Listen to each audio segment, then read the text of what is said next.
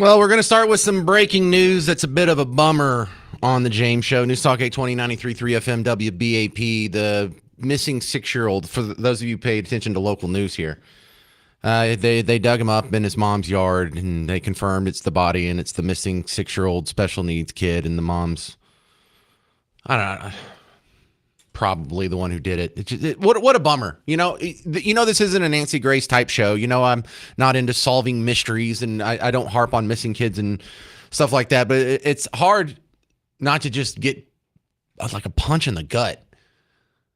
6-year-old special needs killed by his own mom.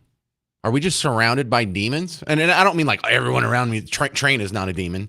But if like 1% of us are demons, they're everywhere. Like if 1% of us are ninjas, there's probably a ninja in this room. I just can't see him right now. But no, there's just some evil people in this world. And my heart really breaks because I have so many friends who tried to have kids and couldn't. I have a good friend here at work who waited until she was 40 to try and have kids, and it never worked out for her. And it's something that is like her biggest haunt. And then you have these people who do actually have kids, and they don't. Not only do they not appreciate it, they kill it. Sorry, it's hard to just let that roll off your back, as a human being who's not a sociopath. But my first real story that we're going to sink our teeth into is Marco. Marco's back. Do you remember Marco? Okay, you probably don't remember Marco. But let's go back. Earlier this year, Wiley East High School, they had a Islam table set up, and they were passing out hijabs, they're passing out Qurans, they've got pamphlets on converting you to Islam. Why Islam? And Marco made a little video. He's like, look at this.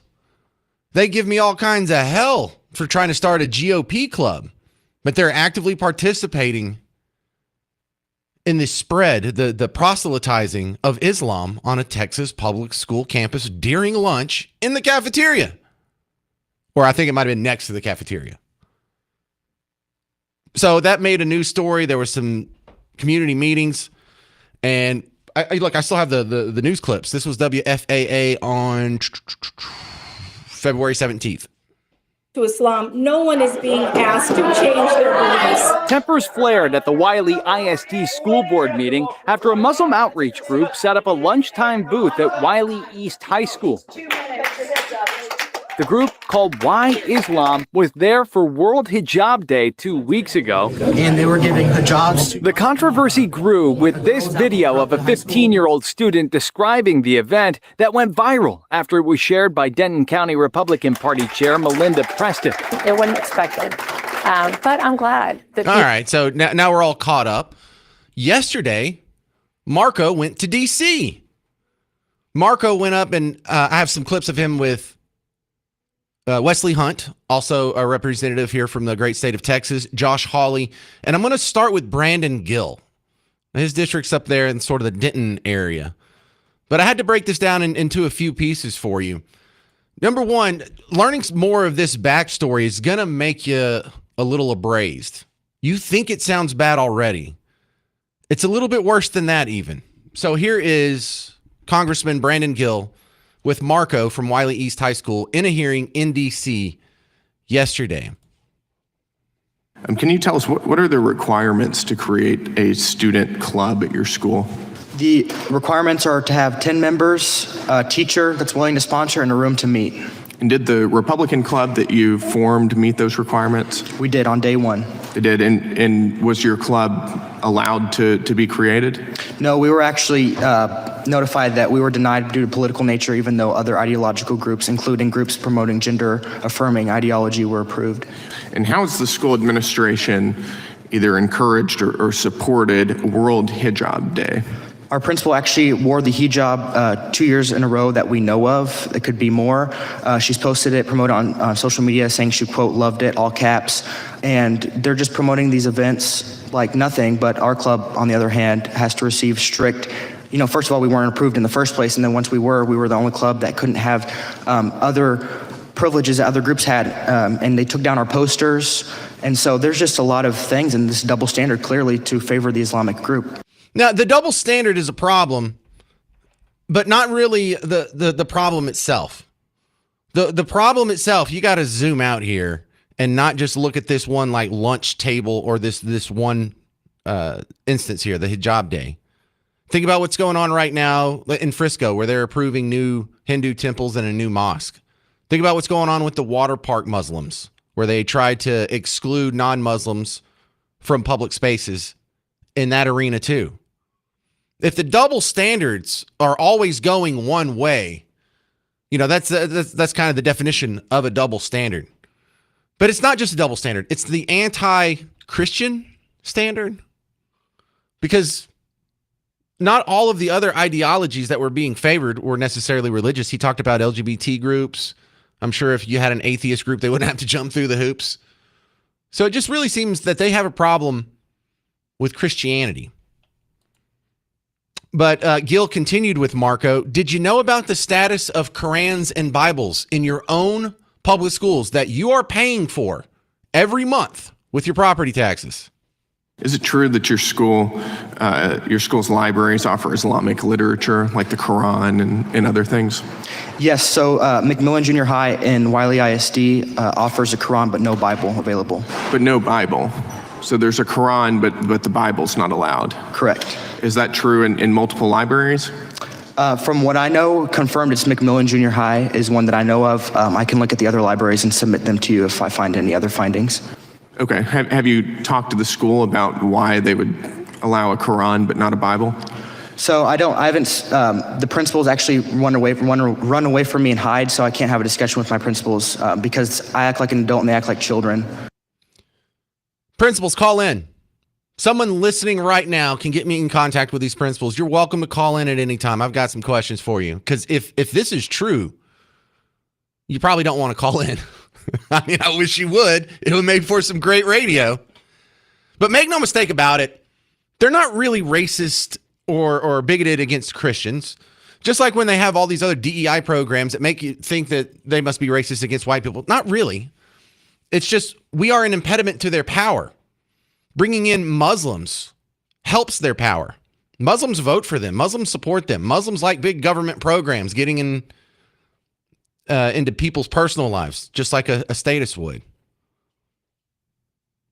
Brandon Gill continues with Marco. They talk about the visitor screening process. Marco has to jump through extra hoops that the other groups don't. When clubs such as your sponsor visitors to come to the school and speak about club interests, whatever they are they subject to security screenings? So when our club has guest speakers, including a state representative or a congressman, we have to submit 2 weeks in advance paperwork. We have to submit a week in advance background check. We have to submit their staff if they're coming. All these lengthy processes. I often have to miss my lunch period and skip lunch, skip a meal to fill these out. But on the other hand, the Islamic group got favorable treatment. Okay, yeah. What were the security protocols that were in place for the Islamic group?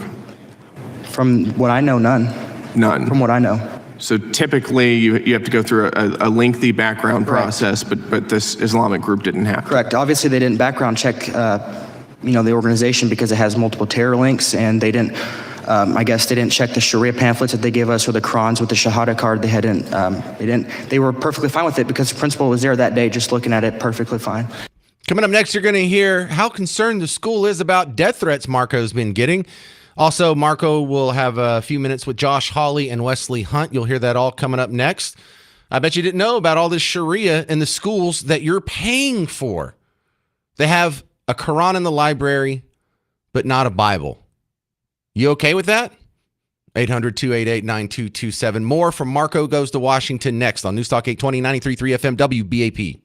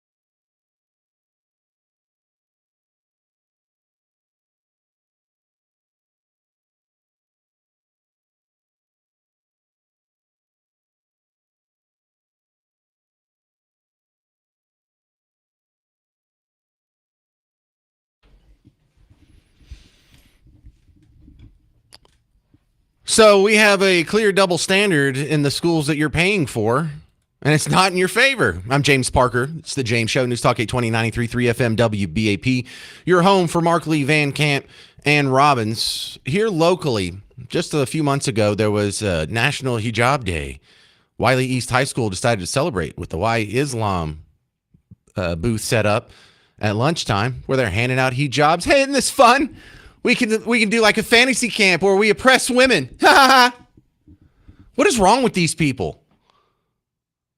Hey, let's spread this ideology that throws gays off of buildings. We're the good ones. We're the feminists. We're the LGBT crowd. No, you're not. You can't be both. You can't be both pro-woman, running around with your pink hats on. You can't run around with your rainbow flags and then mass import the ideology that wants to subjugate both of them and then act like we're the bad people. We're crazy for questioning it. Should we oppress women? Should we oppress gays? No. Well, then why are you supporting this ideology in public schools? And why are you treating them better than you treat the religion that doesn't? Now, for his hard work, Marco, the guy who blew the story up with a viral video, he went to Washington, D.C. yesterday. He's a 16-year-old. I think he was 15 when this happened. And he was at a hearing in Congress talking to Brandon Gill. And after all he's done, he started the GOB club. He blew up the Hijab Day. He talked about the unfair treatment, the club being denied until they had a hissy fit. And for all his work, now he's getting death threats. You received death threats. Yes, sir. What were some of the death threats? Could you tell us about them? I had people saying that they were going to be at my house waiting for me to get home and they were going to shoot me. I had people telling me to kill myself, a lot of different things. But I know nobody can proclaim anything over me because I wake up every morning with victory with Christ. Amen. That's exactly right. I just want to be clear. You had a threat against your life, somebody saying that they were going to come to your house and murder you. Correct. And your school's response was dismissive. Correct. Did nothing negative happen to those guys? Because here's another story that just happened a month ago. The Stars Nazis were banned. You probably don't remember this. That's okay. But back in December, someone took a video of three guys at a Stars game in the American Airlines Center. And when they scored, instead of pumping the fist, they were pumping a flat hand, and it kind of looked like a Nazi salute. Well, 4 months later, they finally tracked the guys down and banned them from ever going to a Stars game for just a salute. We don't even know if anyone saw it or was threatened by it or if they meant it or if it was even a Nazi salute. Maybe it was a Roman salute. Maybe it was something else. We never got their side of the story. But they were tracked down and they were punished. Why? Well, you just can't threaten people like that. All right, well, what if people threaten a 16-year-old Christian for being a Christian? Yeah, whatever. Really? WFAA had that story. And just Noon tonight, the American Airlines Center has just banned one fan from entering the arena indefinitely after making a hateful gesture. Yes. Make a hateful gesture, banned forever. Threaten a 16-year-old Christian boy for being overtly Christian. No big deal. Just yawn. Something is really wrong with these people, and I can't believe we're not out with torches and pitchforks on this one. Molly in Euless, you're on News Talk 820 93.3 FM WBAP. Yes, I want to tell you I am appalled. I am disgusted. President Trump needs to get in there, and he needs to cut off the funding in all the school districts in the state of Texas. And we need to start over, because I was a teacher running for Frisco superintendent this year, and I didn't get chosen, and I know why, because of what's going on. And if this stuff doesn't get stopped, our children are going to be murdered. And I say that to you with all due respect. I have a daughter who's 22. I'm glad she's not in the school system now. But I'm telling you, as a mother and you're a dad, this has got to stop. And pastors need to get in there. People need to protest in a good way and say, look, this isn't happening. Funding's cut off. And I need our president to step in. As I love Brandon Gill. He is a godly man. I'm a Christian woman. Yes, I'm upset and very angry, and God is my witness. This is wrong. This is not right. And these children are being abused and manipulated and brainwashed. And this is garbage. And these people need to go back to Iran, sir, period. End of discussion. Well, I bet most of them aren't from Iran, but your point still stands other than that. Yeah, and you don't have to say that there's some of them are going to die. They've already shot them up. There was a Muslim shooter at Old Dominion University just 2 months ago. There was the Muslim shooter at the Michigan Synagogue where they had the private school for Jewish kids there. There was the Muslim who was shooting people on 6th Street in Austin just 2 months ago as well. Wow. Yeah, so, we don't have to talk about this hypothetically. We all saw Charlie Kirk get shot in the neck. Granted, that wasn't by a Muslim. But, you don't have to, be in fear of hypothetical future violence. We're in it. You know what? We've got to stop it. And who's going to stop it, sir? Who is going to stop it? No one's going to stop it because I think I'm the only person in the entirety of the media, front to back, counting Fox News and Fox Business, that wants to get rid of all public schools, get rid of the Department of Education, definitely at the federal level, at the state level, no more public schools. It's failed. It's the worst. In fact, I have another report here about how kids are getting dumber. Like our standardized test scores have been going down, and this isn't a COVID thing. They've been going down for about 10 years. Since 2012 really was our peak. No one else is saying that. So no, everyone else wants to do like little trimmy solutions here. Like, oh, well, maybe we'll just put the 10 commandments on the walls and look, that's not going to hurt anything, but just end it. This is a terrible experiment. How bad do the results have to get? And the worst part is you're paying for it involuntarily. You are in a prepaid government monopoly, and you are funding these people that hate you. You are funding people that hate your country and hate your religion, and they are teaching your kids that ideology. I don't know why anybody left supports public schools. I really feel weird saying that because no one else says it, but I believe it wholeheartedly. I am shocked that more than half of this country doesn't agree with me on that one. 800-288-9227, 800-288-9227. All right, Marco went from Wiley East High School to D.C. yesterday. Next, you'll hear him with Wesley Hunt and Josh Hawley, two other congressmen. 800-288-9227. I'm James Parker. This is The James Show. News Talk 820, 93.3 FM, WBAP.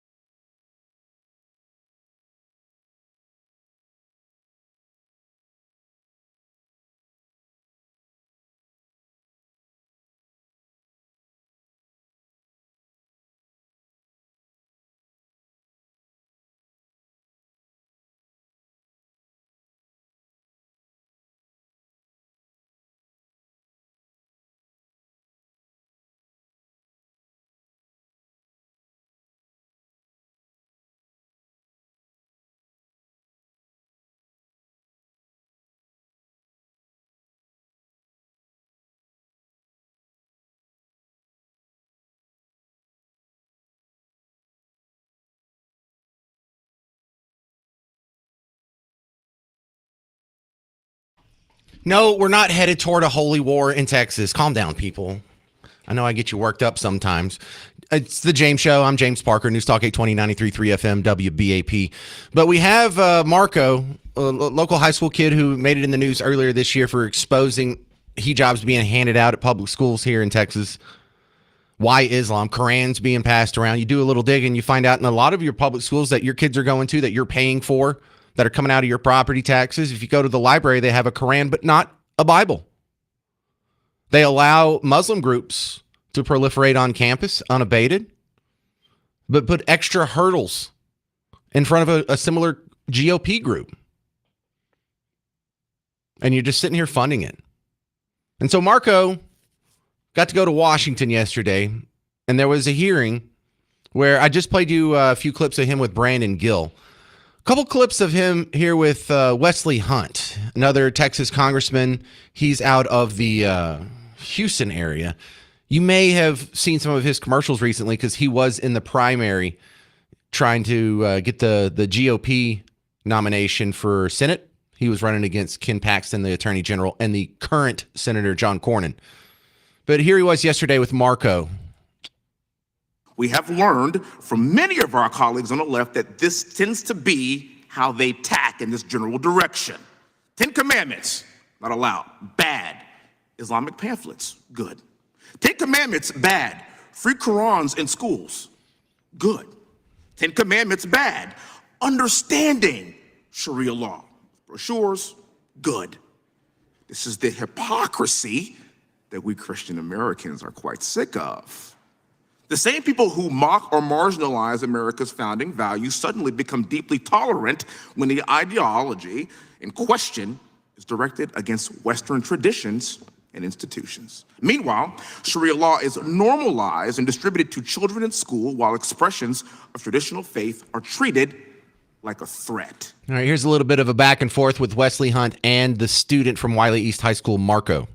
Mr. Lopez, you're a 16-year-old sophomore at Wiley High School. Did you ever imagine that your high school in Texas, of all places, our great state of Texas, of course, would become a breeding ground for pro-Sharia material and Islamic conversation? I would never imagine that we would have a hearing questioning the legitimacy of terror-linked organizations going to schools. I would never believe we would have this, but that's America we live in, and it's a sad situation. Do you think there's an incongruency in the way you are treated as a Christian in your school, and the juxtaposition of that in the way that your school is welcoming Sharia law and Islamic doctrine? Yes, there's a clear double standard. Yeah, clear double standard. Jonathan, Pottsboro, you're on News Talk 820 93.3 FM WBAP. Awesome. I'm glad to be able to finally talk to you. I feel like if we ever met in real life, we'd be instant best friends. Let's go. I feel like everything you say is right. Everything's right out of my brain. I agree with you 100%. I think this whole experiment with school it's over with. It's done. We need to get rid of it. I'm tired of paying high taxes for schools that I don't even have kids in, first off, and they're teaching kids nothing. I just feel like it's all indoctrination for whatever they want for our kids to do. And everything you say is 100% spot on. Why am I the only person calling for the elimination of public schools in media? Isn't that a little weird how you think you have all these free thinking ideas and there's a public debate, but we've never even really had an honest conversation as a society? Is this working? Is it working better than what we had before? Should it continue to exist? And we're not even having that conversation. Well, I don't think it's weird at all. I think if you look at what's going on, it's all about government. It's about how much can they take from us to exploit us and have all the fraud they want. I mean, everywhere you look, it's fraud of this and fraud of that, and what else can they do but force you to pay taxes and take money from you to do whatever they want to with our kids and whatever they want to with our money? There's nothing weird about it. The reason why you don't hear anything about it is because they control everything. They keep everybody from being able to see what's really going on. They control all the news medias. And, fortunately, my favorite news media, is able to talk about this thing, but most news medias can't. They're controlled. I know you get it. I get it. And I think most of the people that are listening to WBAP right now, I think we get it. I am just floored at how many people are going through their lives just being constantly hosed by the government at every turn, and they're not all libertarians, because whether it's the daycare centers or the Leering centers or the H-1B scams or the shell companies or the public schools, or I got to watch empty DART buses go by my work all day. I got to watch empty DART trains just open and close by the American Airlines Center all day. I got to watch empty bike lanes just take up all kinds of street space down here downtown, and then there's never a bike in it. They even have stoplights with bicycle signals on them for bike lanes that never have bikes in them. There's like so much just fake stuff. Like more than half of the government experience is fake. It's like the bomb threats. Why is it that your entire life, every time there's been a bomb threat called in, they've never found a bomb, yet we still close down schools or lock down a building or block off some streets and call in the SWAT team? It's never been a bomb. It's never why do we even have bomb squads? So yeah, I just. Do they ever find the kids that call in the bombs? Do they ever find those, or is it just something where they get to be able to use that to get more of your taxes? I mean, who knows what's going on? Why does this always happen? It's the same repeat and wash every time. I mean, I don't understand. Everything we do is for the government to take what they want from us with any ludicrous thing they want to do, and there's nothing to stop them. They've gotten so big in scope and power that there's just nothing we can do at this time. Let me weave in the data center stuff. Where did everybody learn to get scared of data centers? We have like 142 of them in North Texas, and if they were really bad, you would see the news, or you would see these activists or politicians or whatever going to these neighborhoods and it's like, see how it was ruined, see how these evil chemicals leached into the environment and killed off all the whatever. They can't. They're not bad, but somehow we've convinced all these people, and by making you scared of data centers, what they're really getting is control. The government will now, because you're scared of data centers, and not you, Jonathan, but because people are scared of data centers, now government can seize control of this industry and choose who gets to build what and where, how big. And that's what they wanted anyway. That's what socialism is. Their status, their central planning. So they're using your fear. They're scaring you from something that's completely benign and actually good for you, data centers, into giving them more power. And I just can't believe we're falling for it constantly. Public schools, data centers, water park Muslims, Qurans in school. I mean, terrorism. It's crazy. Antifa enforcing our immigration laws. 800-288-9227. 800-288-9227. Next, you'll hear Marco with Josh Hawley. He went to D.C. yesterday and is exposing just what should be a deal breaker, double standard on how your religion is treated in public schools in Texas. I'm James Parker. It's News Talk 820 93.3 FM WBAP.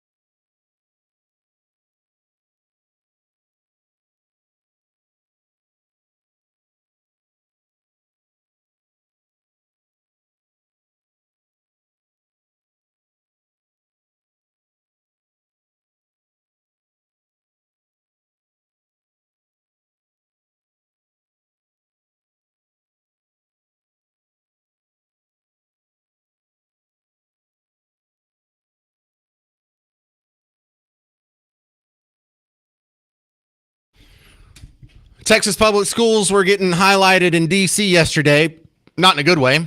I'm James Parker, News Talk 820, 93.3 FM, WBAP. Welcome to the big show. Remember to listen to Markley, Van Camp, and Robbins. They're the show that come on right before me. And three funny guys with a huge story count, stories you don't hear anywhere else. But I'm not sure if they'd have this one because this happened in our backyard.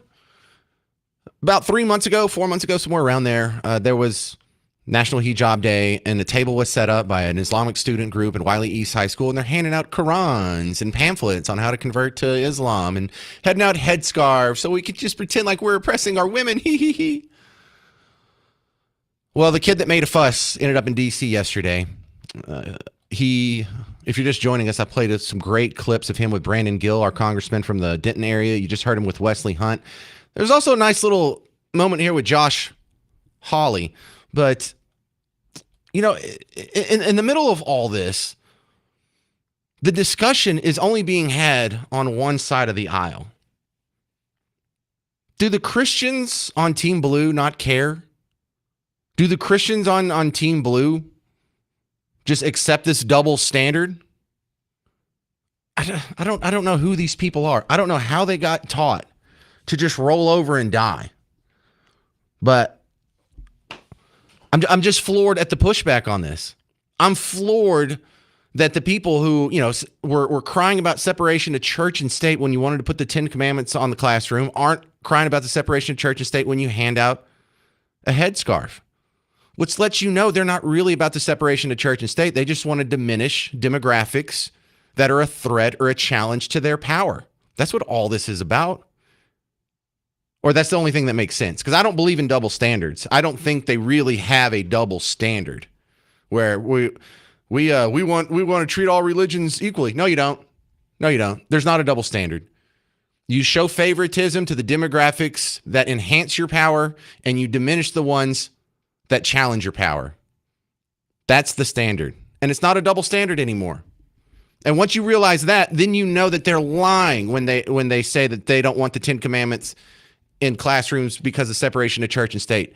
They're lying to your face. They don't care about separation of church and state. They prove it every year on National Hijab Day, and they prove it with their silence with the water park Muslims, and they prove it with their silence on so many of these other issues. You're just a threat to their power. It really is that simple. So there's two solutions here. Number one, end as much power as you can. I would start by ending all public schools. It bothers me that so many of us get our greatest education, our most fulfilling, our highest education through some organization that has the word state in the title. That is a problem. Diane in Denton, you're on News Talk 820, 93.3 FM WBAP. Hello, how are you? Great. I am a retired public school teacher, and I'm not opposed to closing down state public schools. I can see, I've taught at various levels, and there are some great kids who come from great families, and there are lots of kids who come from very, very, very dysfunctional families that mess it up for others. Not that I've experienced that many Islamic students in the classes I've taught in, but I think the whole idea of state sponsoring school is something we could do without. Well, I appreciate you being like so rational about this, because I get messages when I talk about this in shows past where teachers gripe at me like, you're trying to put me out of a job. No, I'm not. You're still going to be a teacher. You would just be a teacher at a private school. I am trying to put a bunch of administrators out of a job. I am trying to put all the DEI people out of a job. There are too many people in administration. Oh my God, yes. So Diane, I don't know what the numbers look like in our public school system, but I bet it's about the same. You know, with all the money that gets rolled up, we doubled the spending on the Department of Education under George W. Bush. We almost did it again under Obama. So the spending on education has exploded. The number of students in our college has remained almost level over the last 25 years. So where did all of that money go? We didn't need new teachers. We didn't need new desks. We didn't need new buildings. All went to administration. All people who are unnecessary. Wasted. And what they are government bureaucrats. They are now invested in the success and growing power of government. And we're just They funding are. all of these activists who hate us, who hate our mores, our traditions, our constitution, our religion, our history, and they're trying to change all of it. I will say I've taught and worked with some great people who aren't trying to do that, but there are those people there too. Oh yeah, look, on an individual level, there's a ton of good people in the public school system. My sister's a public school teacher. I have two aunts who were a public school teacher. My grandmother was a public school teacher. All right, well, thank you very much. That's Diane in Denton. Coming up next on the James Show. Oh, I didn't play the Josh Hawley clip. Well, we'll do that. And then we're going to have a little chat here about how, with all that's going on with the overseas trip with Xi Jinping and Donald Trump, it's actually kind of a pleasant little thing to report on. I'm James Parker. It's News Talk 820, 93.3 FM WBAP.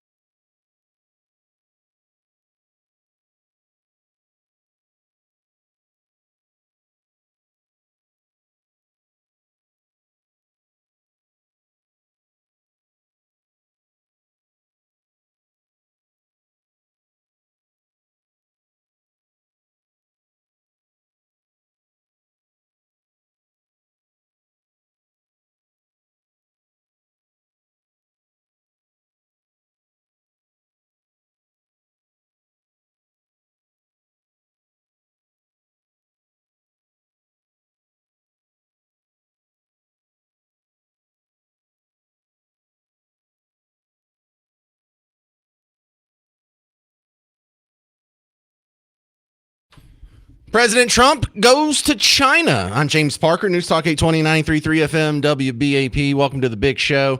And in this trip over here, they act like this is a big high stakes showdown. Not really. Not really. Actually, one of the good things you learn the more you dig into economics and, free market capitalism, I'm all about that stuff, is once you are trading partners, once you are making money and both of you are benefiting from any kind of relationship here, that makes the chance that you're going to be antagonistic toward each other almost zero. The likelihood that we would go to war with China is a really bad idea for us. Why? Because we get most of our stuff from China, or so much of our stuff. So much of our business is dependent on trade with China. China would be nuts to tick us off. Why? Because we are their number one customer. Would they rather have Taiwan, or would they rather have their number one customer? So the beautiful part about free market capitalism is how it just brings people together. How people who otherwise would argue or fight or disagree or be enemies will set that all aside because I'm putting food on the table for my family and you're putting food on the table for your family, and it's a beautiful thing.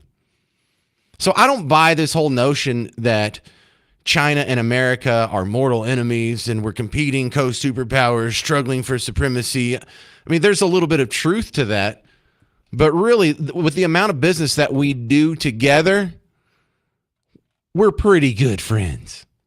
Now, here's the other thing I like. I like these big state dinners where people get out and there's a string quartet in the corner and everyone's actually not eating on paper plates or even plastic plates. These are like actual plates. I know that's a special occasion in your house because we have the levels too. If it's an informal occasion, we use the paper plates. If it's a nice meal, we use the plastic plates. And if it's a formal meal, well, we get out the ceramic. Well, they got out all the nice stuff and they were doing the flowing praise. And I just want to play you the toast. Can we do that? Can we just do the toast first? It'll be Xi Jinping making a toast to Trump. And don't worry, there's a translator.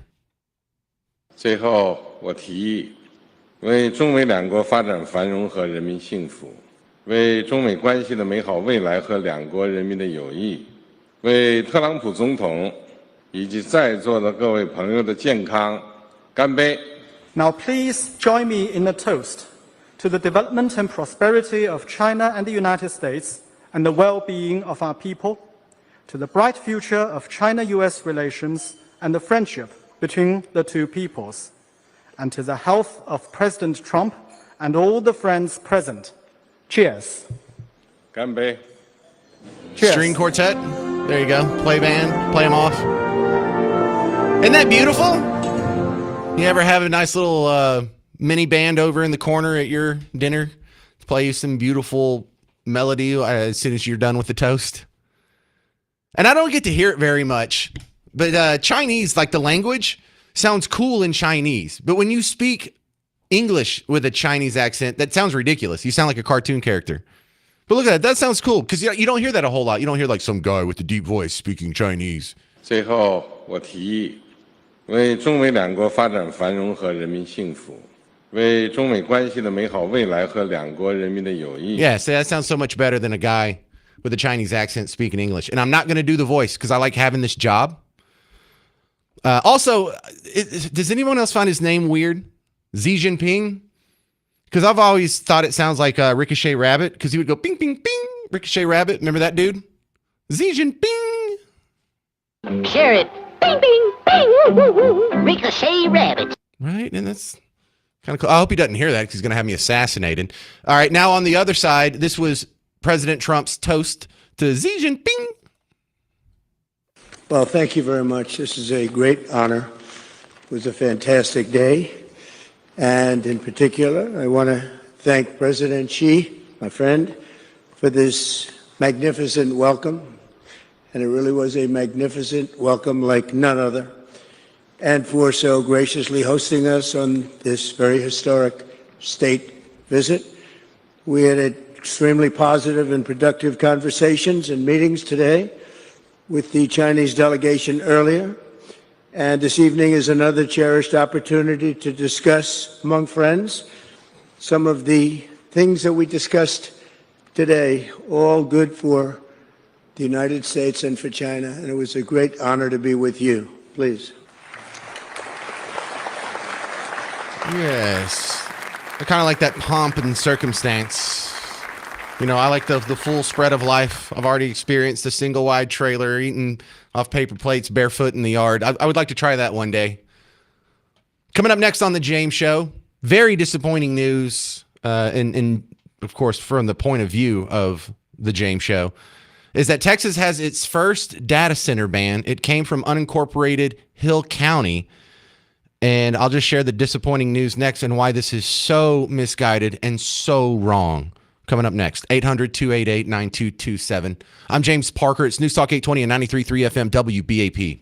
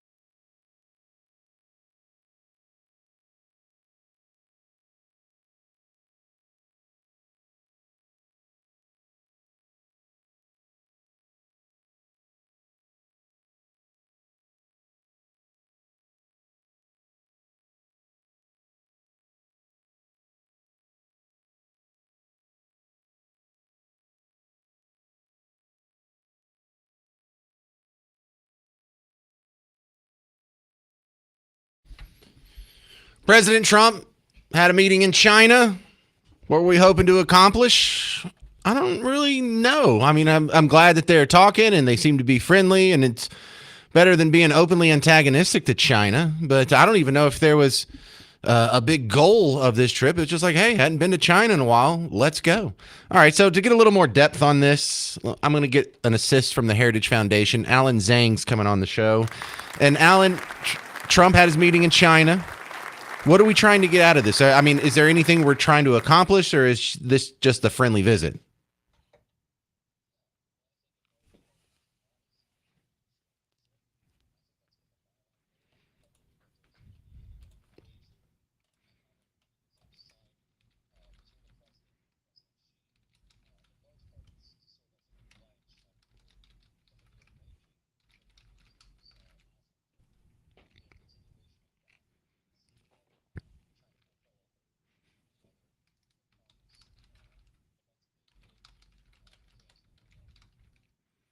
Well, let's talk about the status of our trade agreements with China right now. We did have some tariffs that were thrown on and taken off and thrown back on, and that we'll leave these on and we'll take these off, and then we'll take these off. And I don't even know where we're at on that. Do we still have a tariff war going on in some aspects with China?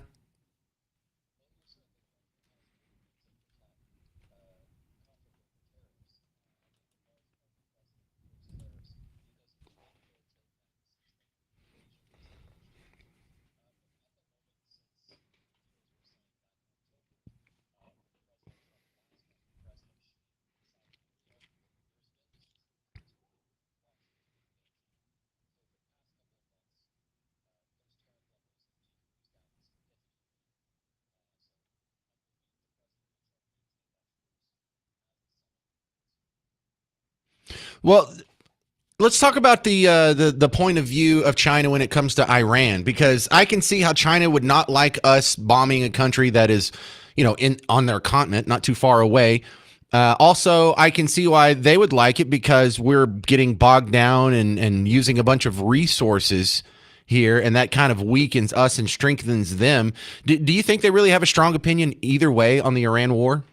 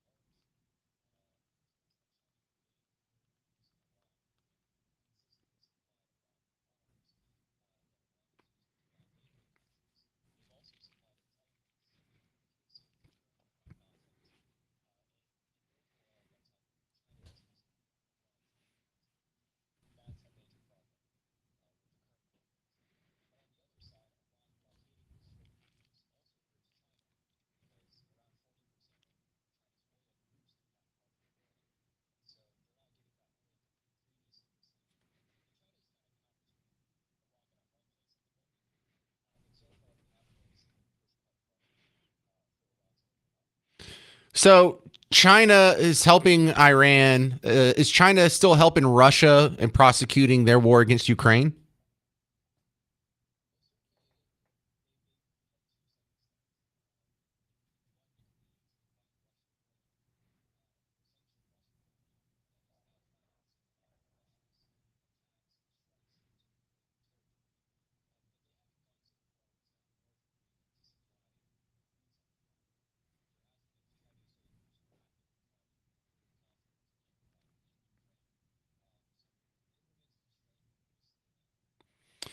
We're talking with Alan Zhang from the Heritage Foundation about Trump's trip to China.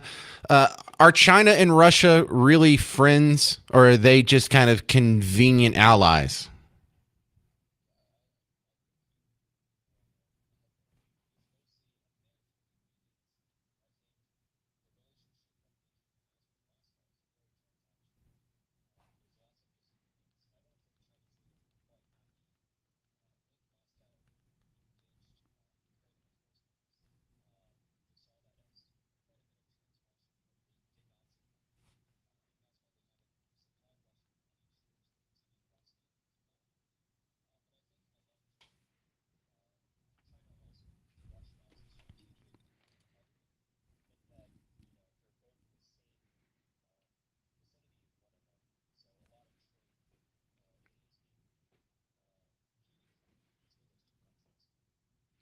So I also heard an interesting theory here, and just to throw this way out of left field on you, Alan, there was a lady who said China's population in I think 1950 or whenever the revolution was over was 500 million, and if you institute a one-child policy, there's no way you can get to 1.6 or whatever their population is supposedly at now.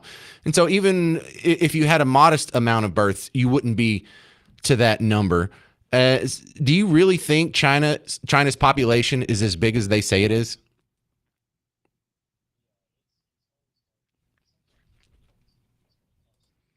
No pun intended.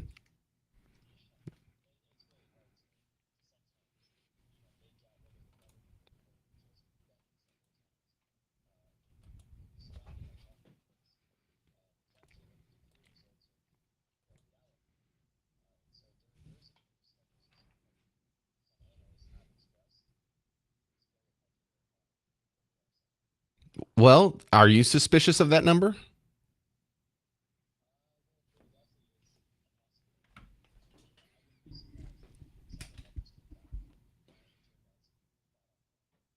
How long is Xi Jinping going to be in power?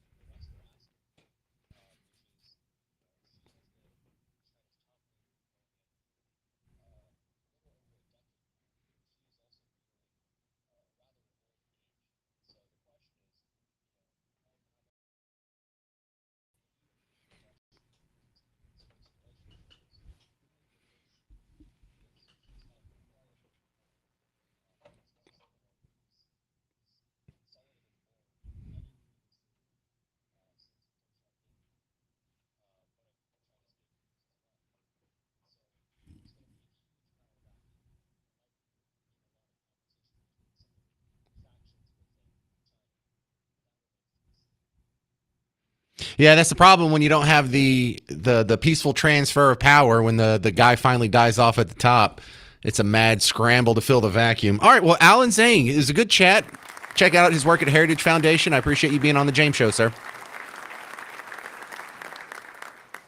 Yep, Alan Zhang, everybody. Coming up next, I'm going to share some disappointing news about the first moratorium on data centers coming out of Hill County, Texas. You guys are making a big mistake, and I'll explain next. 800-288-9227. I'm James Parker on News Talk 820, 93.3 FM, WBAP.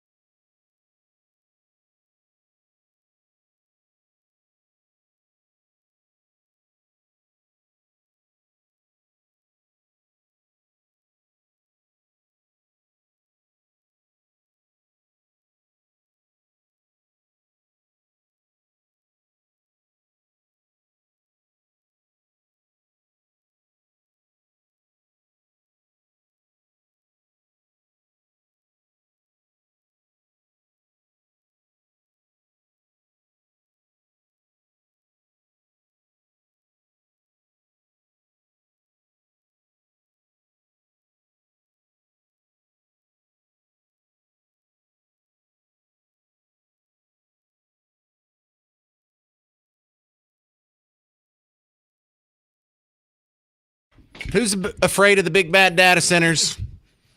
I'm James Parker, News Talk 820, 93.3 FM, WBAP. Did you know that Bernie Sanders and AOC have authored a bill together for a moratorium on data centers?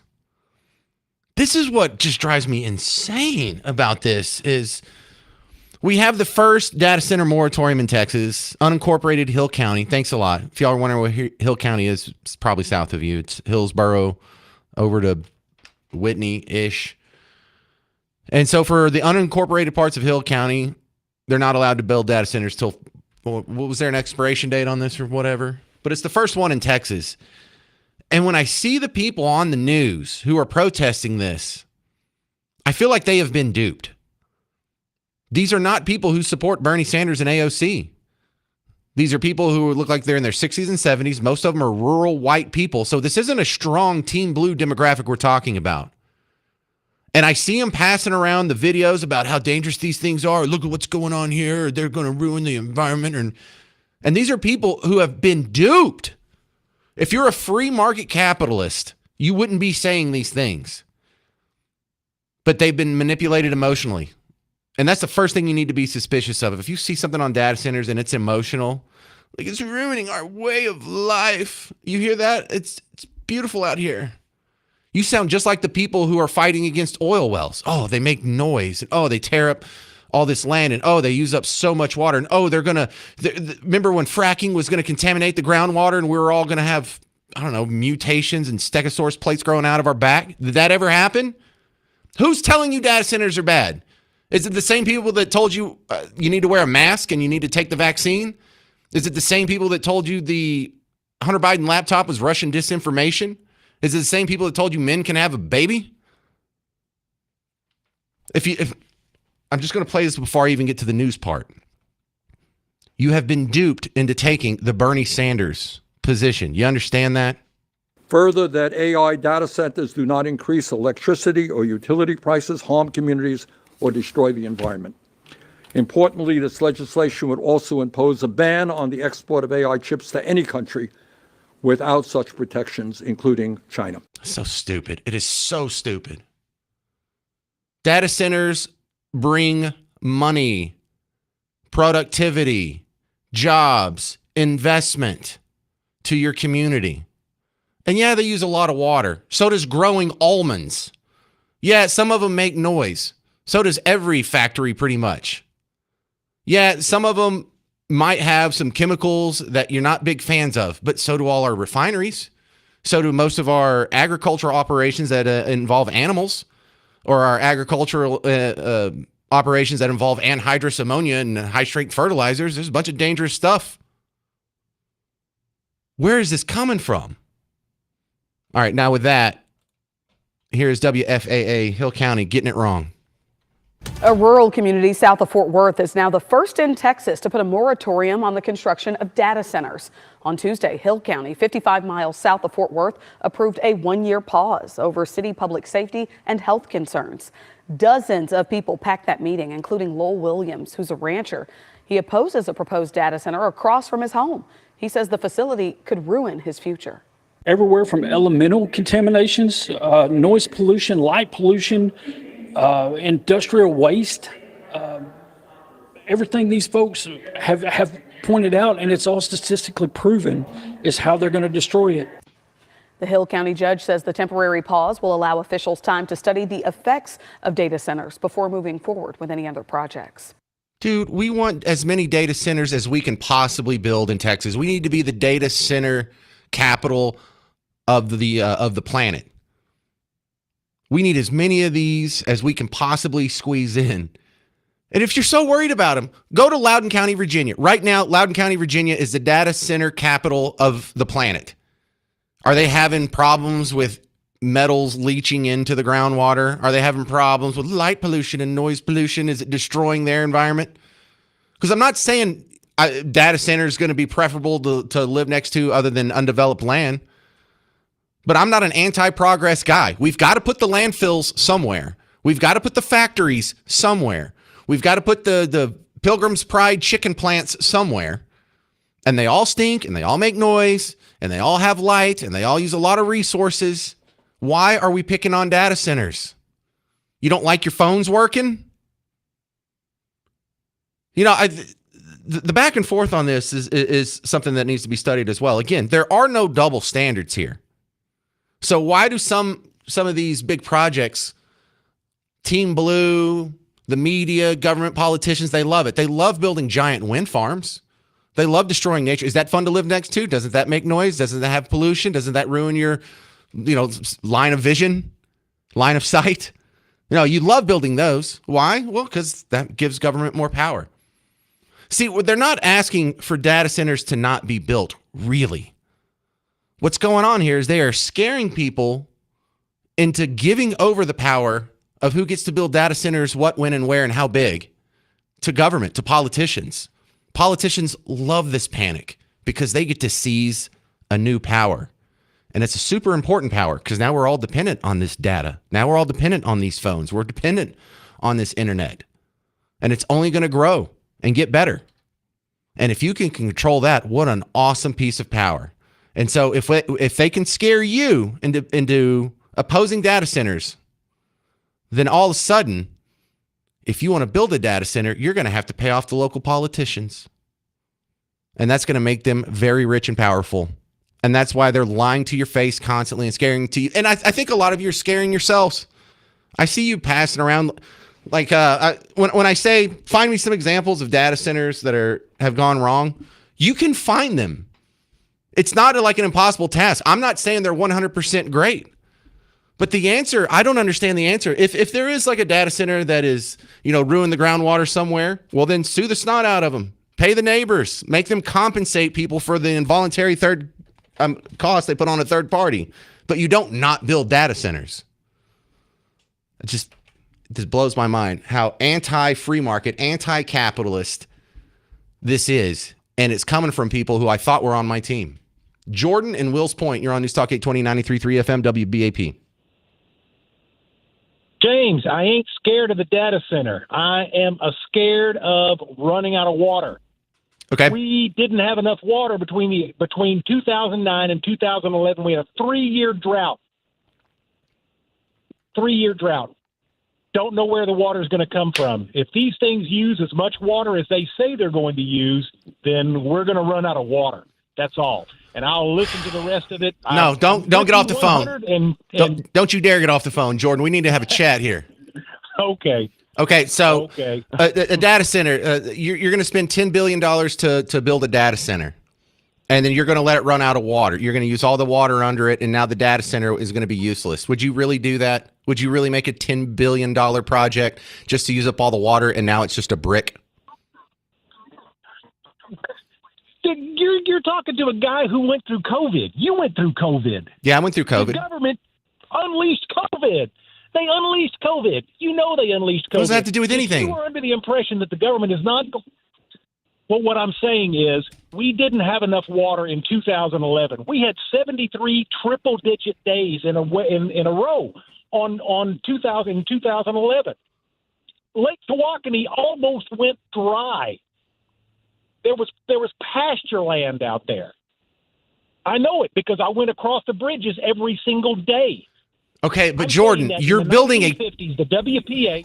These things have you not read an economics book? Everyone, before you call in on this, read Henry Hazlitt's Economics in One Lesson, please. They have a $10 billion incentive to not use all the groundwater. They have a $10 billion incentive to not use all of your water or ruin the environment around it or make it somehow unmanageable. Businesses have a built-in incentive to not ruin the environment in which they are conducting business. Businesses have a built-in incentive to where if the groundwater goes away, that data center doesn't work anymore.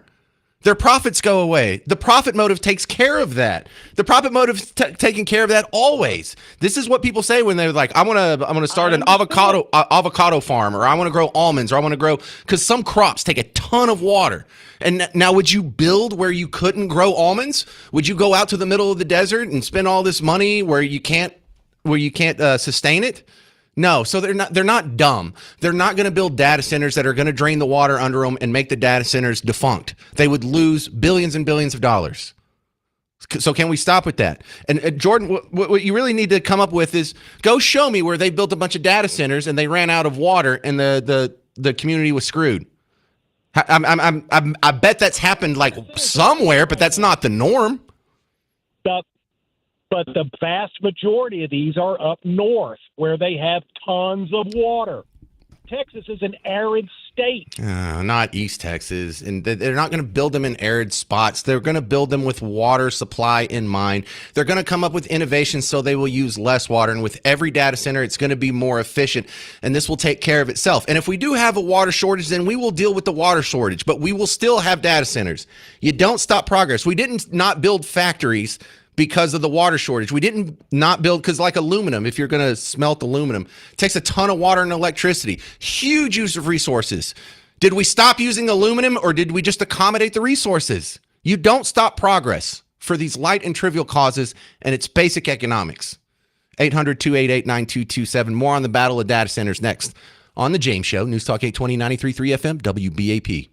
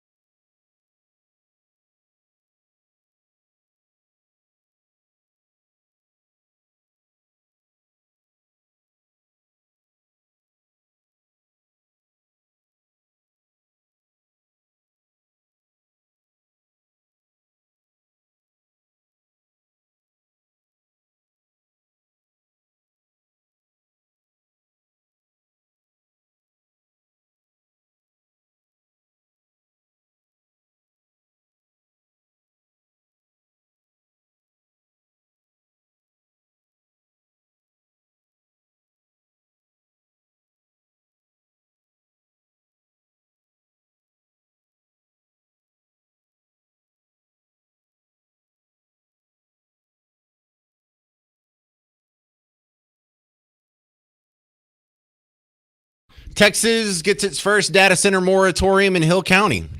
I think that's a mistake. I'm James Parker. It's the James Show, News Talk 820, 93.3 FM, WBAP. Your home for Markley, Van Camp, and Robbins. Olivia in Bloom. You're on News Talk 820, 93.3 FM, WBAP. It's Blum, but I'll forgive you for that. Thank you. It's a population of about 300 and something people.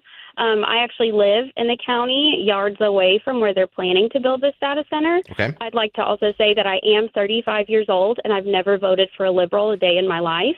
Okay. I think that you are blinded by party.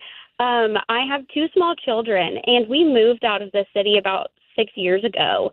My husband has an extremely stressful job, and we wanted peace and quiet. And I'm curious to know how much research you've done on the way these facilities start and how they're built and the green energy that goes into it, because you say you're against all the liberals and this, you're for capitalism. And Yes. so I'm going to assume that you're not a fan of green energy, because we have to pay to keep these solar places running because they don't generate enough energy.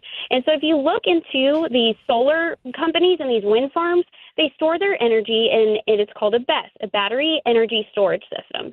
And this has to do with the Lone Star Infrastructure Protection Act, okay, that Ken Paxton signed. Because currently some of these solar farms are getting their panels from a company called Canadian Solar, which is owned by somebody in China who is known to operate with the Communist Chinese Party. So first off, these places are not being investigated properly, and we're having to report them to the AG because some of them are being stopped because they do contain these parts. And all of these places need to get their thermal runaway testing, which is what happens because these batteries have to be kept at such a temperature that if they're even off by just 1 degree, they will explode and it causes a catastrophic failure. We also operate off of volunteer fire departments, and we are drier where we're at, and we have a lot of grass fires. Okay, and it's one of the solar farms in Van Zandt County. There were 72 fires at one solar farm. So what is it you suggest that our volunteer firemen do breathing in these chemicals? And what are you going to tell them when there's a grass fire somewhere else, but they have to go to this facility because it wasn't properly inspected and held up to code by county commissioners and the county judge? And you can't do anything if you have a fire marshal. I'm all for freedom, but you also don't have the freedom to commit a crime on your own property. So we shouldn't build data centers because solar farms cause fires? Did I say that? No. I'm trying to. husband- You made a great argument against solar farms, but not necessarily Okay, but data do you know centers. that's what they built? But do you know what operates the data centers? Have you done the research to see how they put in green energy places to these data centers? And do you also know that these data centers operate off these batteries? Well, some of them do. There's is- not like one monolithic block on how they power themselves. And I'm against solar panels and I'm against solar energy. Well, I'm actually indifferent to it. I'm against it being subsidized. And I realize if it wasn't subsidized, it would go away and these things wouldn't exist. But I'm not necessarily anti-solar. I'm just. Well, nobody's sitting here saying we're anti anything. What we're asking I'm for is anti-government our subsidy. officials I'm to do their- anti-government control. I'm anti-government being. I let you make your comment. You can let me make mine. Did I get to make my comment? I'm not. I remember you talking for about 2 minutes and I just said one sentence. Well, I'm calling in. It's your show. You get to talk a lot. That's a good point. Listen. Okay, so Olivia, listen. You're making a great case against solar farms. So Okay, my but solution. Do you realize these solar farms feed. Do you? So you're making a great case against solar farms. So after all the information you've given me, my takeaway from it is, well, we shouldn't power these things with solar farms. We should still build the data centers. This doesn't do anything to move me off of my position on how I feel about data centers or whether or not politicians should control when and where and how big they're built. Well, I hope they put one in your backyard. Okay. Thank you. Now I'm a bad person. 800-288-9227. If you want to stick around, I think I'm going to get flamed by some more callers after the news break about data centers. I'm James Parker. It's News Talk 820, 93.3 FM, WBAP.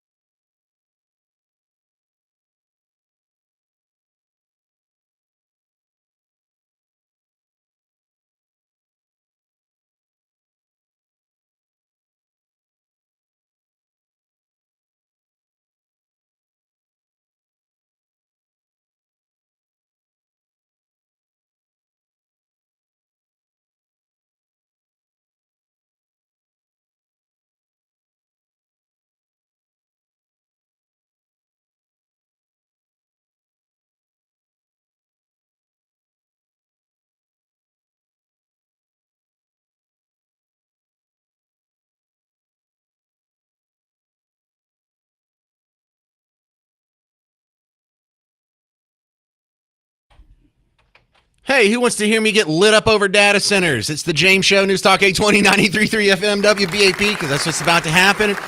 And I'm going to fight this. I will die on this hill. I cannot believe how many people listen to WBAP. How many of you people think that you're free market capitalists? How many of you people think that you support the rights and the republic that was given to us by the Constitution? And then you think that, at the same time, I can tell other people what they can and can't do with their private property. I can use government to control who builds what, when, where, how big, how much resources they're allowed to use. You've been scared. You've been emotionally manipulated into turning over control of otherwise free enterprise to politicians. That's the real winner here. Not the consumer, not the tech companies, not even the water table. The big winner out of this, out of scaring you from data centers, is the politicians. Because now if you want to build a data center, you have to go get it. If this plays out the way Bernie Sanders and AOC and the media is training you to think, then data centers are going to be something that has to be strictly regulated and permitted because they're so dangerous. And so then what do we have to do? For these data centers, billions and billions of dollars of data centers to be built, they have to go get the blessing of the local politicians, which means they have to pay them off. They have to make donations, and they have to support them, and they have to do them favors, and they have to continue doing favors from here on out because Boss Hogg's in charge because you got scared. We're making a terrible mistake. I can't believe when you hear Bernie Sanders and AOC have co-authored a bill for a moratorium on data centers, you don't rethink your position. If they're wrong on everything else when it comes to economics, if they are the economic flat earthers that you know them to be, don't you feel a little uncomfortable agreeing with them on what is essentially an economic issue? Further, that AI data centers do not increase electricity or utility prices, harm communities, or destroy the environment. Importantly, this legislation would also impose a ban on the export of AI chips to any country without such protections, including China. I thought we didn't do this. I thought we didn't protest. I thought we didn't go make phone core signs and we go tell other people what they can and can't do with their business. I thought that was what the left did. I thought that's what Team Blue did. Oh, we don't like it, so we're going to go have a hissy fit. Where did this come from? Who is teaching you this? So with that, let's go back to the phones. I don't think this is going to go too well for me. So if you disagree with me, you might enjoy this. Scott in Rowlett, you're on News Talk 820, 93.3 FM WBAP. Thank you, James. I'm not against data centers being built. But I would like to see them providing their own electric. And what I have heard is the most logical is a natural gas production plant right next to, some of them do. Scott, I hate to interrupt so soon because I just don't want you to get on a roll before I forget this very good point here. I think one of the problems we have with resources is the utility system that we've all lived in our entire lives and never questioned it. Why is it when you want to generate power, you have to go through one government mandated monopoly? Why don't we have thousands of tiny little power plants, one in each neighborhood or maybe one in each home? I had a very libertarian upbringing. I grew up in the middle of absolutely nowhere. We didn't hook up to a sewage system. We didn't have a trash man. We didn't have water. We had electricity and a phone, and that was it. We didn't have cable. And so you know what we did if we wanted water? Well, we had our own little water plant. We dug a well. We had a pump. We had a filter. We piped it into our house our damn self. Why can't we do that with electricity? Why can't I have like a little mini reactor? Why can't I have like a little tiny something that maybe just me and the neighbors use? So I think part of the problem with resources is we've been forced into this government monopoly as far as the electric supply system goes, to where if someone does use a whole bunch of electricity, that kind of tugs on our supply as well. So you're making a valid point, but that's not a problem with data centers. That's a problem with the centralization of the industry of electricity. Oh, I'm with you, man. The concept of being off the grid. Okay, you sound like you're about to say something else good too. Go, Scott. Well, there are ways that people are doing that today with independent solar and small little wind. They have a whirlybird looking little turbine that you can do. Scott, I was just watching a video earlier today where someone was complaining about this 400-acre Meta data center, and they're like, it has its own energy generation plant. I'm like, so you complain that when they use too much electricity, and then you complain when they also generate electricity. It sounds like you just don't like data centers. Well, and when Elon Musk puts them all in space, you'll have that electric production sitting there for all of us to have free and cheap. All right. Well, Scott, you agree with me too much. This isn't fun. I want to get beat up. Thank you, sir. All right. One other point. Okay. We do have a serious water issue in Texas, not just data centers, just the expanding population, and our aquifer is dropping. We need to put money into more reservoirs and infrastructure for water to the future. Yeah, you know, the water thing sounds like something that could easily be fixed if we would just get on board with catching rain. Like every time it rains, God drops like 4 trillion gallons of water on the Metroplex. If we could just catch some of that, it seems like it would be a pretty easy fix. This is Sam in Corsicana. You're on News Talk 829.33 FM WBAP. Hey there. Thanks for taking my call. So data center, I'm just so dead set against those things, and here's the reason why. Get off your phone. Get off it right now. What do you I'm on my phone. I know, that's what I'm saying. If you're not supporting the infrastructure that powers the technology that you're using right now, aren't you a bit of a hypocrite? I'm kidding. Go ahead and make your point. I was just being a butthead. No, I'm not. No. Well, no, I'm not at all. Here's where I am dead set against them. They get massive tax abatements for years. There's one coming into my county, and the county commissioners were powerless. Okay, so this sounds like a problem with tax abatements, not with data centers. No. All right, let me tell you a story. Let me tell you a story. True. Okay, how's that not true? So if the tax abatements weren't there, hang on. Let me make my point, Sam. If there were no more hang on. Okay, but if tax abatements weren't there, would you then support data centers? No. Okay, so the tax abatement's not an issue. Yes, it is. It's not the issue. There's multi issues.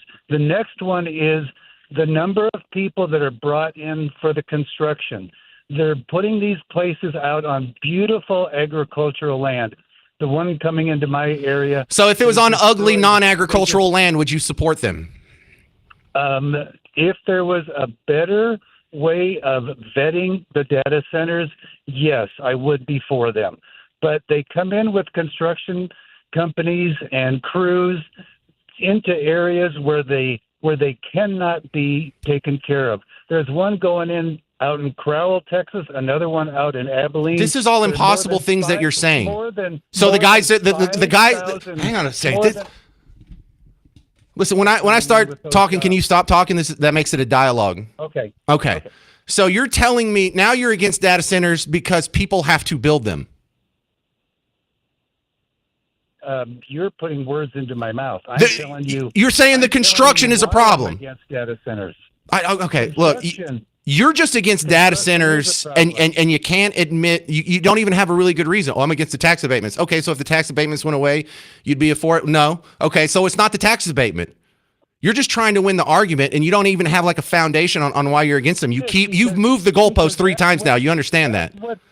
That's what they are giving. All right, listen. They're being built out in the middle of nowhere where the construction people can't be serviced. Oh, so they're just going out there and they're dying. They're not getting any food or water or medicine. They're just dying out there. None of that makes sense. We have the ability to build things anywhere in Texas, and a construction crew will be just fine. They're not going to die. They're going to have all their services. They're going to have their food. They're going to have their water. So far, you've moved the goalpost. Oh, it's on beautiful agricultural land. There's tax abatements. The construction process it can't be properly serviced.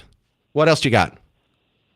The next one that I have is that the cities around the areas where the data centers are going in don't have the means to support them during the construction periods.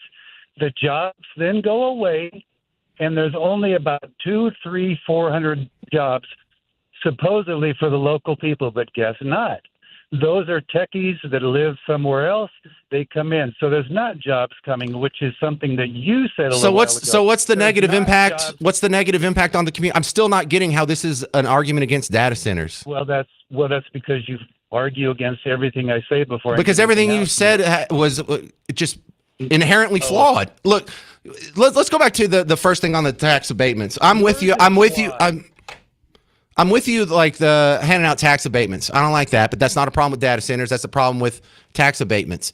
But if you are concerned about taxes, I was telling you on the show yesterday, Loudoun County, Virginia, they have the most data centers anywhere in America. The data centers have paid so much in property taxes at $600 per square foot, where the resident has gotten a tax cut for what was it, the last 7 years in a row? Since like 2019, every year they've reduced their taxes, and they've reduced them by about 25%. So the property taxes have gone down because they had so damn many data centers in Loudoun County, and they're not used in services because only a few people work there. So they're not using the roads and the schools and the sewage and the water. So they're putting so much into the system, and they're taking so little out of the system. Everyone else is getting a break and richer for it. This is what you're pushing away, Sam. 800-288-9227. Got 4 more people going to tell me I'm wrong next on data centers. It's the James Show, News Talk 820, 93.3 FM, WBAP.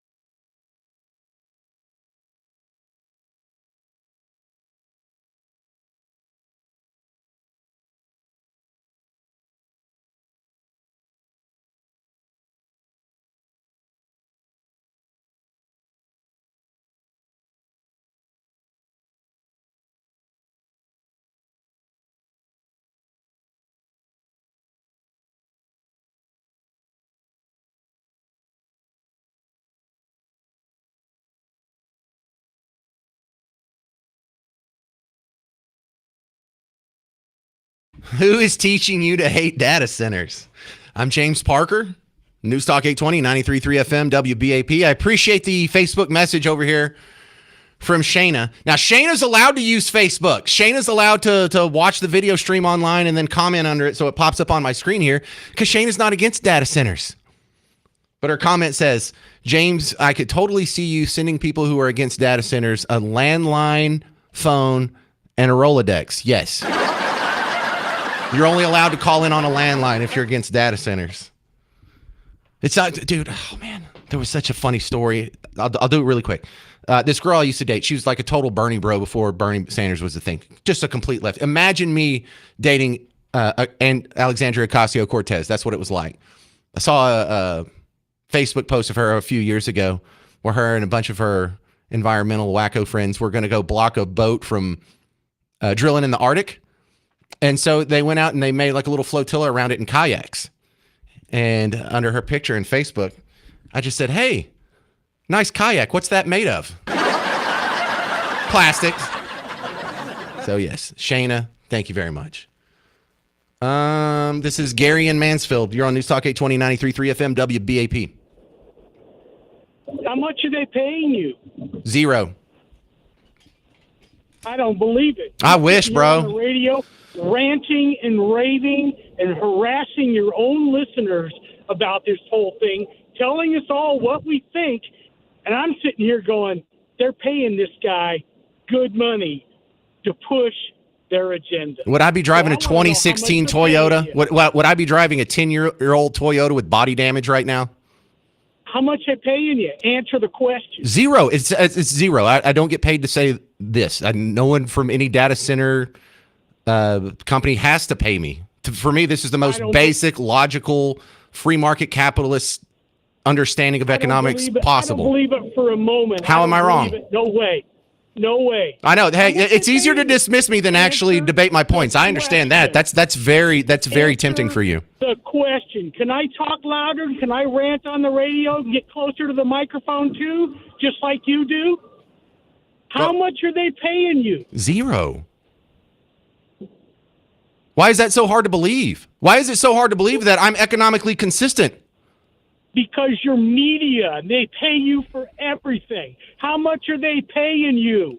You're getting paid off to cause such a ruckus over data centers. That makes no sense. Gary, hang on. Try this. Gary, I am the only person in the media that is saying this. How am I the guy that's getting paid off?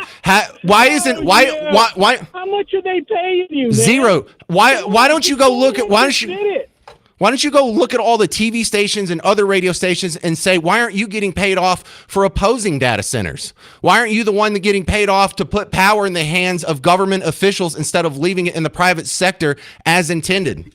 Payroll. You're just another media scumbag, and you're on the payroll. We can all read it. We can all hear it. Well, if that helps you sleep easier at night, it's not true.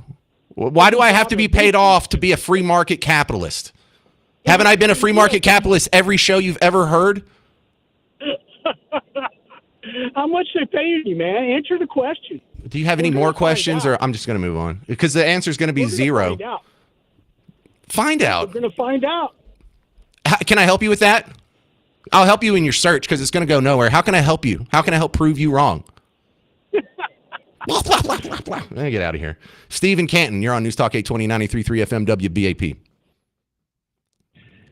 Well, James, I'm not opposed. I'm here to help you because I'm shocked at some of the misinformation a lot of these callers are calling in with. Oh, shut up, Steve. Who's paying you off? Steve, who's paying you off? You can't think for yourself. You can't come to an opinion that's different than mine without being paid off. Anyway, go ahead, Steve. No, it's unbelievable because I have firsthand knowledge in this from my experience. Now, I'm not a data center guy. I'm not a tech guy. I actually came from the oil and gas space, and I've been consulting on some of these things because they're looking for power. Yep. What they're doing is not trying to take power off the grid. They're building their own microgrids, and to the tune of megawatts, or gigawatts, not megawatts. They can't go into these small towns and take their power, and they're certainly not taking their water. That's a older technology that these guys are using huge amounts of water to cool these things. Most of them now are using air cooled. I know. 1.21 gigawatts that we can power flux capacitor. It doesn't matter. I don't know where these people learn this, Steve. Why are all these people who are usually will tell you they are free market capitalists and they are opposed to data centers like this? It's crazy because I live out in Canton. It's a rural area, and it's. Yeah, we know Canton. I understand what these people are thinking, but they're not hearing the right stuff, and it's unbelievable to me how much of this garbage is being thrown out there. And I'm not a big tech supporter. I'm not even a guy who has social media. Yeah, I Steve, real was living quick. my happy life. I love your call. I'm just out of time. Quick question: if you live in Canton, do you ever go to First Mondays, or is that something you just ignore? I avoid it like the plague. Right? It's like the people who live in Dallas, they never go to the Kennedy Museum or the Book Depository. It's like you got one of the coolest things in the world in your backyard and you don't ever participate in it. And for the rest of you, you need to know what First Monday is. But I don't understand how all these people, besides Steve, are giving me such a hard time when they're agreeing with Bernie Sanders. Further, that AI data centers do not increase electricity or utility prices, harm communities, or destroy the environment. Importantly, this legislation would also impose a ban on the export of AI chips to any country without such protections, including China. Bro, if you ever hear me agree with Bernie Sanders on some economic nuance, then you can accuse me of being paid off. 800-288-9227. I'm James Parker. It's News Talk 820, 93.3 FM WBAP.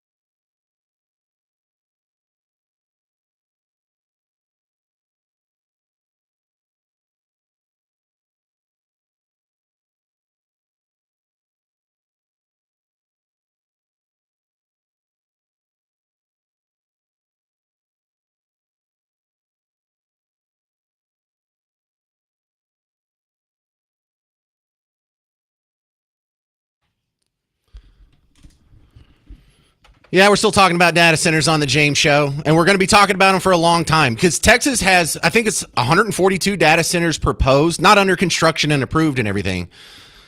But Texas now has more data center proposals than any other state. The state that has more data centers is Virginia, and that's because of its proximity to Washington, D.C. And, you know, the amount of bandwidth that's used by the largest entity in the country, the federal government, plus the military, plus everything else, all the contractors and services. It makes sense that they would put that there. It makes sense that there would be a lot outside of, you know, like a New York City or a San Francisco or whatnot. But the problem, New York City, the draw of Texas for data centers is a good thing. The more we build here, the better. These things make money. These things provide a service. And the complaints against these, I just don't even know. I mean, I know where it's coming from. I just don't know how it is sunk in so well to people who otherwise would be on my side on almost everything else, political and economic.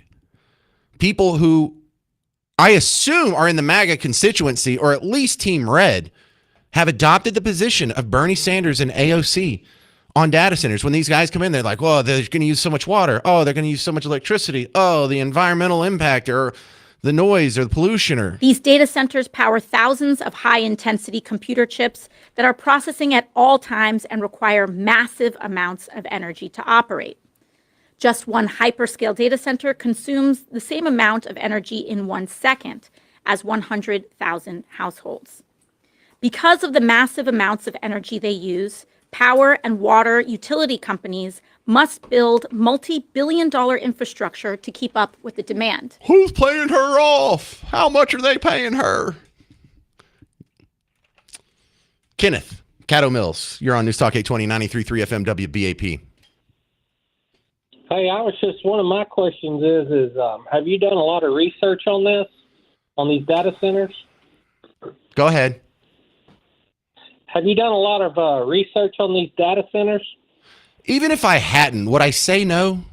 Would anybody say no in that situation? Does anybody go into a public debate going, hey, I'm completely ignorant on this issue, I just have a strong opinion? I'm sorry to go ahead. Go make your point, Kenneth. Stop trying to tear me down. Make your point. No, I was just curious, you know, how long are these things good for? Because I see what the problem is that they build them and then they get outdated, then they walk away from them. Who's going to be left with all that? Is the county going to inherit all of it? And no. What are they going to do? How are they going to clean it up? They're a business. They're going to make money off of it. They'll take care of it themselves, and that's their problem. That's Meta's problem.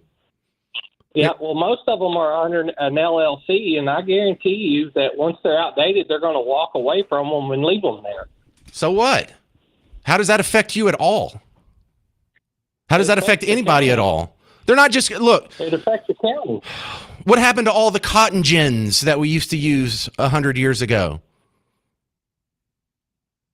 What happened to all the horse stables? What happened to all the wagon repair shops? What happened to the guys that made wagon wheels in those factories? Things go obsolete all the time. That's not a reason to not progress. That's not a reason to not build it. Everything's going to be obsolete on a long enough time scale. You're just, the inherent opposition to them is so weird. Larry, Terrell, go. Well, thanks for taking my call. I live in Terrell, or have a Terrell mailing address. I live out in the country on FM 987. And one of the proposed data centers is going to be directly across the street from me. They propose that they're going to have their own generation plants, and they even specify the generators that they're going to use. There is a 30-inch gas main that goes through my property that they will tap onto to generate their electricity. However, and there's a cross-country electric transmission line that goes to the 500 acres that they're acquiring or have an option to purchase. However, there is not sufficient water there. I have spoken to our state representative, and he says that all the water there has to be furnished from North Texas Municipal Water Supply, and it appears that there is not sufficient water to furnish the amount of water that the company themselves said they're going to need. Cool. There is no groundwater here. There's some water 1,200 feet deep. However, there's not an aquifer here, and it's only a minimal amount of water, and it's not good water, so they can't use that. There's not enough runoff water to supply their needs. That might be the fly in the ointment here.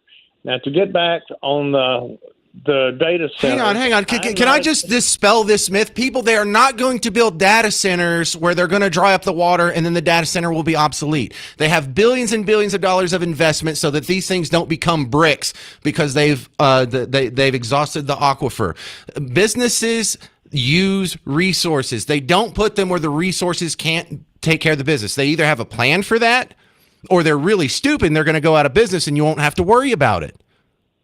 Does that make sense? I understand that. I did not say that was going to happen. What I said was our state representative said that it likely will not go in here simply because they can't get adequate water. Sounds like it solves itself then. Okay. That's correct. That's correct. I just wanted to dispel the myth that so many people are against data centers. I'm not against them. However, I would be against the one going across the street from me due to the fact that they're going to be generating their own power.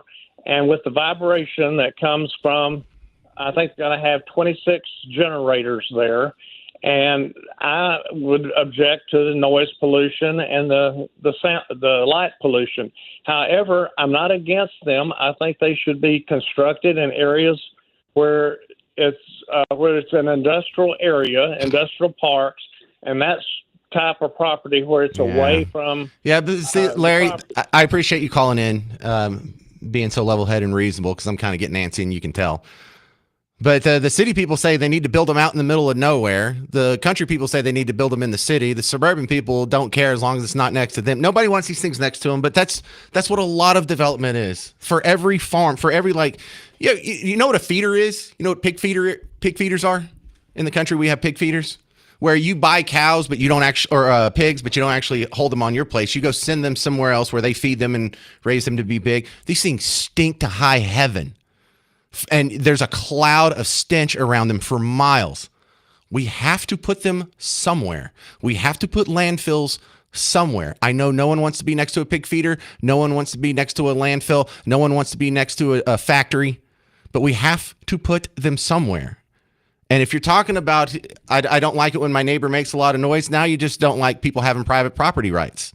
And there's an argument to be made. There's a limit to how much they should be able to invade your space. And we should have that debate, but it should never include banning or stopping data center construction. 800-288-9227. We'll get one more round with the callers next on The James Show. News Talk 820, 93.3 FM, WBAP.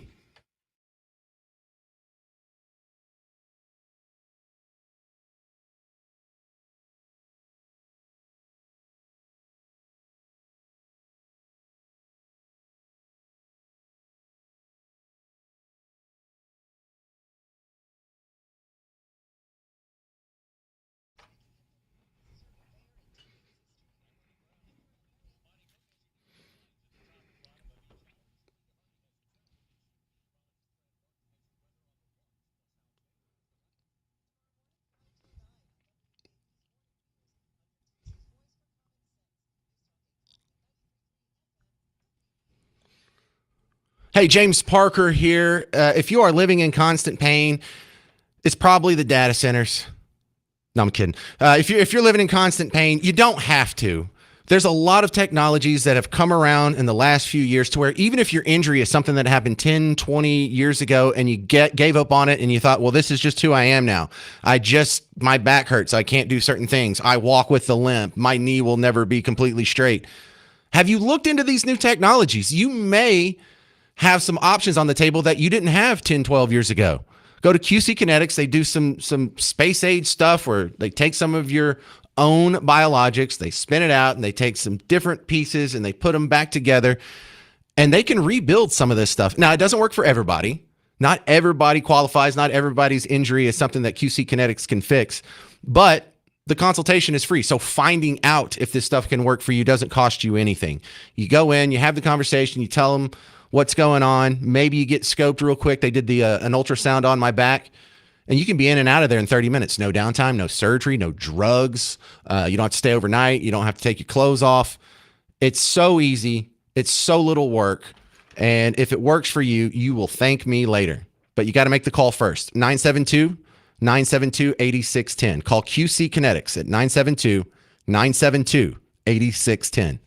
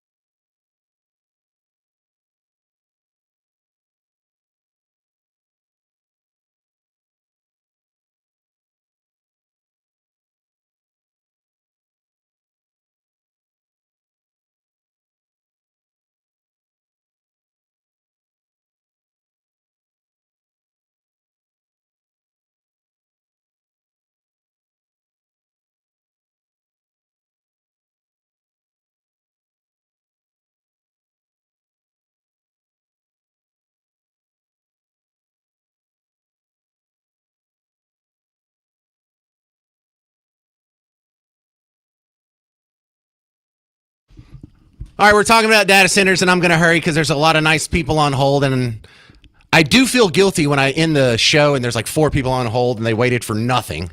So let's try and minimize that. Guys, keep it short if you could do me a favor. We'll start with Tim in Red Oak. Your thoughts on data centers, go. Hey, James, I can just tell you what's happening in Red Oak. We've got 2 already about ready to go online. A third one just got passed. Congratulations. It's a Monday. Well, yeah, I guess so, as long as you don't own property across from them. But this is what's happening. The city's buying the land up, years in advance, months, whatever, not telling anybody. and then they're bringing in the data centers. So we live in the county. We can't vote for city council. So the mayor's pretty much said, sorry, nothing you can say. Well, I don't like that. I don't like the city buying land for developers. What the heck is that? Well, right. So you're libertarian. So yeah, that was one of my. All right. Well, that's not a problem with data centers. That's a problem with government. So. Okay, but what do? We're kind of in a pinch here because they're talking about putting in 5 total, maybe more than that. And the reason they're doing it is let them. Red Oak years ago overbought their water. We had high water bills, and this is coming from a county source. So yes, we've got water and electric and everything, I guess, and they've got 5 on the books. What you do if they're going to build 3 more, you thank them for investing in your community. Is what you do. Ryan and Hazlitt, go. Hey James, I actually worked at that Red Oak data center, and that data center is a marvel. It doesn't consume water. It's a closed loop system, and the builders of that have invested heavily and will continue to invest heavily in the community. So that's a big plus. What I'd like to say, though, is all of these people that complain about their TikTok videos not loading fast enough or their Facebook posts not flying up fast enough are the ones that are causing all of this demand. They're having to build data centers in places where they never had to because everyone's complaining that their videos don't load fast enough. Yeah, so the latency is the problem. Yeah, so when you go home and you're streaming a 4K binge on Netflix, you better be in favor of data centers. Thank you, Ryan and Hazlitt. You need to call back if you have all that info in your head. I'd like to talk to you more. Mark, North Richland Hills, go. Hey, a couple considerations here. People are concerned about the appearance of the facilities, the electrical use, or the water. They might consider putting the data centers underground. They might consider using thermal energy for cooling, run rods down in a closed system like the previous gentleman just mentioned. Yeah.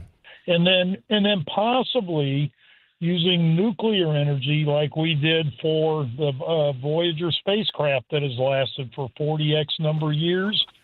Okay, we're on a little seed. Yeah, we've got the little mini nuclear reactors that we put in subs and aircraft carriers and Voyagers. Yeah, there's all kinds of solutions. And for people who are worried about water or electricity, that's a problem for the data center to solve, not you. Yeah. Mark, I hate to cut it so short. I'm just out of time here. Man, you other people on hold, I'm apologizing to you so profusely, but I'm out of time. Thank you very much for hanging out today. Remember, data centers, good. Got it? Data centers, good. Oh my God, look at all my emails. I'm about to get tore up again, aren't I? Well, thank you very much for hanging out, even if you disagreed. In fact, especially if you disagreed, I very much appreciate you not turning the channel by this point. That says a lot about you, and you're probably a good person. So Mark Levin's coming up next. I'm James Parker. This has been The James Show on News Talk 820, 93.3 FM, WBAP.